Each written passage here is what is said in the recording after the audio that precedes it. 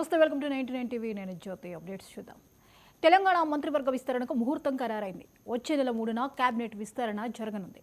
4 లేదా 5 మంత్రివర్గంలో చోటు దక్కనున్నట్లు తెలుస్తుంది. అలాగే మంత్రి పదవులతో పాటే డిప్యూటీ స్పీకర్, చీఫ్ విప్ పదవులను కూడా భర్తీ చేయనున్నట్టు తెలిసింది. మంత్రి పదవి ఆశించి రానోళ్లకు ఈ 2 పదవులు అప్పగిస్తారని సమాచారం. కేబినెట్ విస్తరణపై సోమవారం ఢిల్లీలో కాంగ్రెస్ హైకమాండ్ తుది కసరత్తు పూర్తి చేసింది.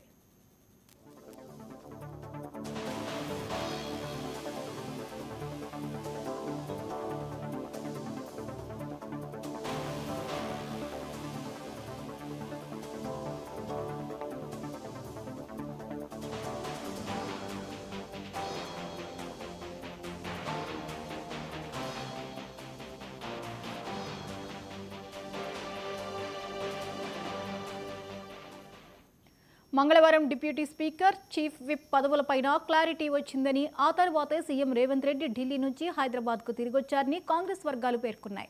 కాగా కేబినెట్ విస్తరణలో సామాజిక సమీకరణాలకు హైకమాండ్ పెద్దపీట వేసినట్టు తెలిసింది. అలాగే గతంలో నేతలకిచ్చిన హామీలను పరిగణలోకి తీసుకోవడంతో దాంతోపాటు ఇప్పటి వరకు మంత్రివర్గంలో ప్రాతినిధ్యం లేని జిల్లాలకు ప్రాధాన్యం ఇచ్చినట్టు సమాచారం. ఈ క్రమంలో పదవులు దక్కనున్న నేతలకు హైకమాండ్ ఇప్పటికే సంకేతాలు పంపినట్టు పార్టీ వర్గాల్లో చర్చ జరుగుతుంది.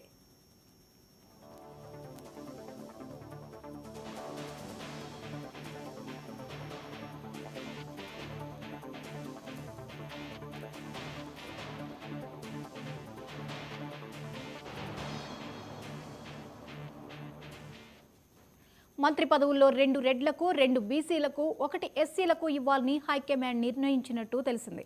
రెడ్డి సామాజిక వర్గం కోటాలో నిజామాబాద్ జిల్లా బోధన ఎమ్మెల్యే సుదర్శన్ రెడ్డి, నల్గొండ జిల్లా మునుగోడు ఎమ్మెల్యే కోమటిరెడ్డి రాజగోపాల్ రెడ్డి పేర్లు వినిపిస్తున్నాయి.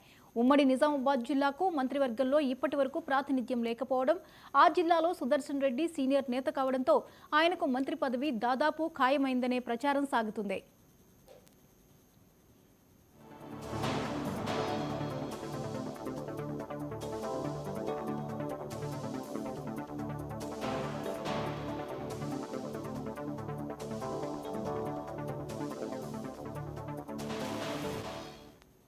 ఇక కాంగ్రెస్ అధికారంలోకి వస్తే మంత్రి పదవి ఇస్తామని పార్టీలో చేరే ముందు రాజగోపాల్ రెడ్డికి హైకమాండ్ హామీ ఇచ్చింది. దీంతో ఆయనకు సైతం కేబినెట్ బెర్త్ ఖాయమని పార్టీ వర్గాల్లో చర్చ జరుగుతుంది. మరోవైపు బీసీలకు 2 మంత్రి పదవులు ఇవ్వాలని హైకమాండ్ నిర్ణయం తీసుకున్నట్టు తెలిసింది.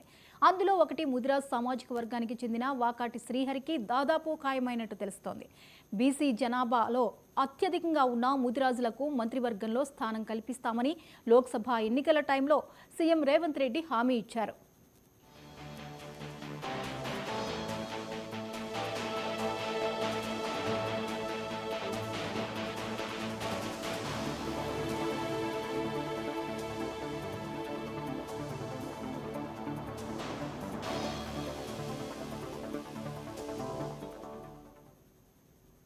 అప్పుడే వాకాటి శ్రీహరి పేరును కూడా ప్రకటించారు. ఇక బీసీ కోటాలో 2వ పదవి కోసం మున్నూరు కాపు వర్గానికి చెందిన విప్ ఆది శ్రీనివాస్, యాదవ సామాజిక వర్గానికి చెందిన విప్ బీర్ల ఐలయ్య పేర్లు వినిపిస్తున్నాయి.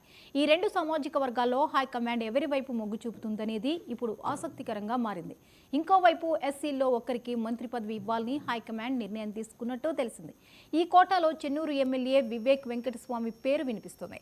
కాంగ్రెస్లో చేరే ముందు రాజగోపాల్ రెడ్డితో పాటు వివేక్ వెంకటస్వామికి కూడా మంత్రి పదవి ఇస్తామని హైకమాండ్ హామీ ఇచ్చింది.